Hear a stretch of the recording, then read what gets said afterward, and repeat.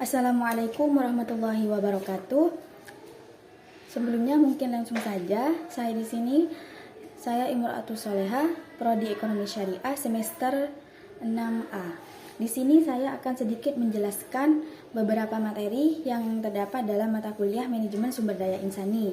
Materi pertama yaitu peranan sumber daya insani dan urgensi manajemen dalam Islam. Nah, manajemen sumber daya insani merupakan ilmu dan seni yang mengatur hubungan dan peranan tenaga kerja agar efektif dan efisien membantu terwujudnya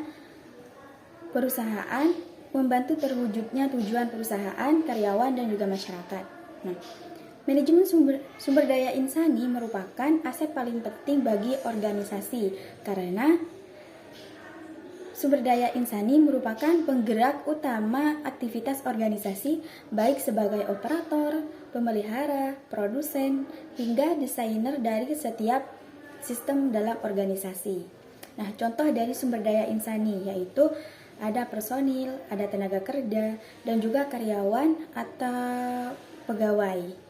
Nah, urgensi manajemen dalam Islam merupakan hal yang sangat penting dan membutuhkan perhatian khusus seperti meningkatkan disiplin kerja karyawan. Materi selanjutnya yaitu etos dan budaya kerja. Nah, etos kerja ini merujuk pada sikap, nilai-nilai, dan keyakinan yang mengatur cara individu atau kelompok bekerja. Nah, etos kerja ini mencakup kedisiplinan, ketekunan, tanggung jawab, integrasi, dan juga dedikasi terhadap pekerjaan. Nah, sedangkan budaya kerja ini merupakan kumpulan norma, nilai, kebiasaan, dan juga perilaku yang dianut oleh organisasi atau tim. Nah, budaya kerja ini mencakup bagaimana orang berinteraksi, berkolaborasi, memecahkan masalah, dan juga mencapai tujuan bersama. Materi selanjutnya, perbedaan dari etos kerja dan juga budaya kerja itu terletak pada fokusnya. Nah, etos kerja ini lebih pada nilai-nilai individu terhadap pekerjaan, sementara budaya kerja melibatkan dinamika sosial dan norma di dalam suatu kelompok atau organisasi. Keduanya merupakan hal yang sangat penting karena memengaruhi motivasi, produktivitas, dan juga keberhasilan seluruh sebuah tim atau perusahaan.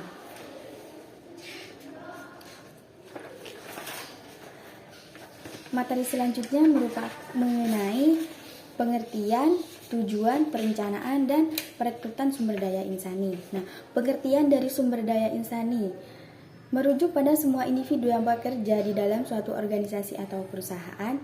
Sumber daya insani merupakan aset yang sangat penting bagi perusahaan karena sumber daya insani ini berkontribusi pada kesuksesan organisasi melalui pengetahuan, keterampilan, dan juga pengalaman mereka. Nah, tujuan dari sumber daya insani. Tujuan utama dari sumber daya insani ini untuk mengelola dan mengembangkan potensi karyawan agar mereka dapat memberikan kontribusi maksimal terhadap pencapaian tujuan organisasi. Selanjutnya, peranan sumber daya insani.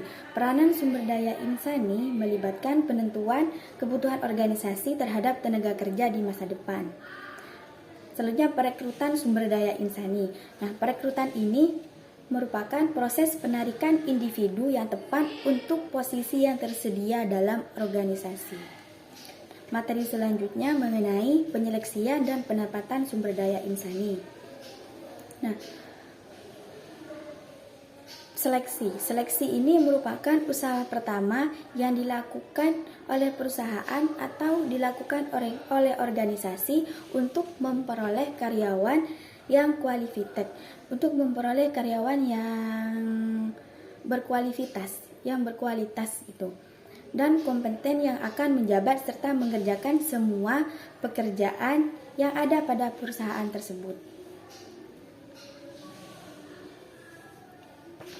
Nah, sedangkan penempatan sumber daya insani merupakan merupakan kebijaksanaan manajemen sumber daya insani untuk menentukan posisi jabatan seseorang ke posisi pekerjaan yang tepat. Nah, penempatan ini dilakukan setelah melakukan penyeleksian. Nah, setelah dilakukan penyeleksian ini dilakukan proses penempatan di mana orang-orang yang telah diseleksi ini ditempatkan di tempat yang pas dengan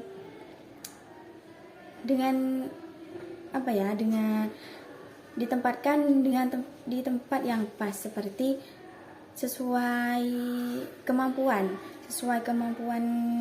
orang-orang yang telah diseleksi dan ditempatkan di tempat itu gitu. Nah, selanjutnya mengenai materi selanjutnya itu perjanjian kerja sumber daya insani. Nah, perjanjian kerja sumber daya insani ini merupakan dokumen hukum yang mengatur hubungan kerja antara sebuah organisasi atau perusahaan dengan karyawan yang diterima untuk bekerja di dalamnya. Nah, perjanjian ini merupakan suatu perjanjian hukum yang dilakukan oleh suatu karyawan dengan perusahaannya yang telah disepakati.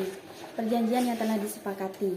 Nah, materi selanjutnya mengenai kompensasi atau gaji.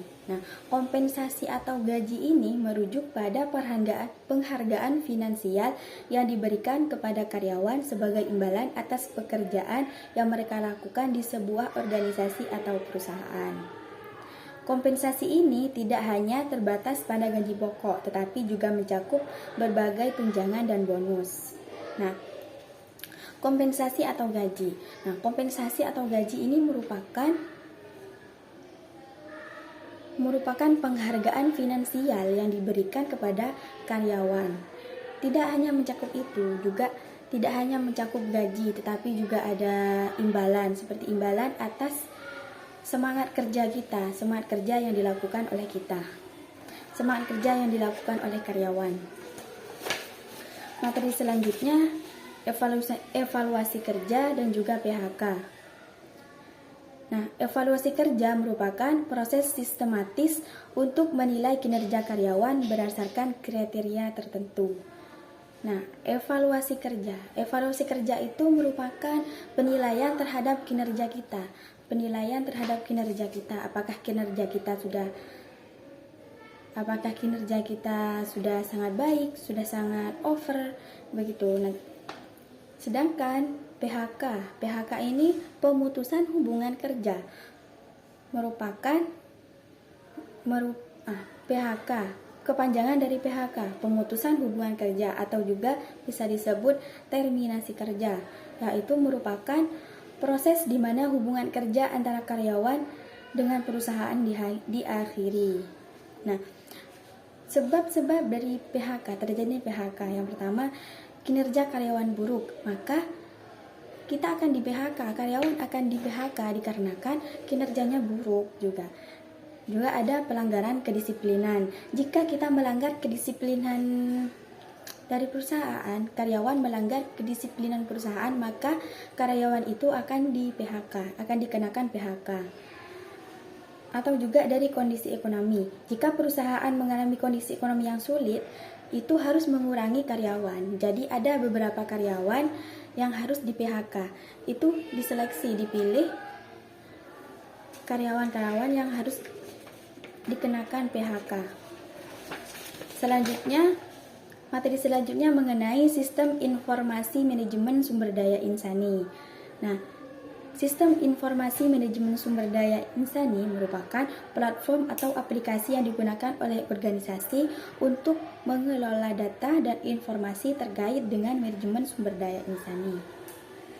Nah, tujuan dari sistem informasi manajemen sumber daya insani yaitu untuk meningkatkan efisiensi, produktivitas, dan pengambilan keputusan strategi terkait dengan tenaga kerja. Nah, sistem informasi tenaga kerja merupakan ini yaitu seperti suatu aplikasi yang mengelola data-data para karyawan untuk mengetahui kinerja suatu karyawannya.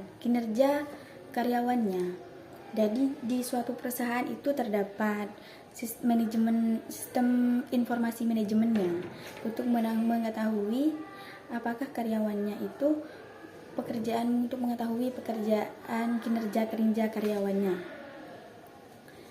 Nah, mungkin cukup itu saja yang dapat saya sampaikan. Jika ada salah, saya mohon maaf. Wassalamualaikum warahmatullahi wabarakatuh.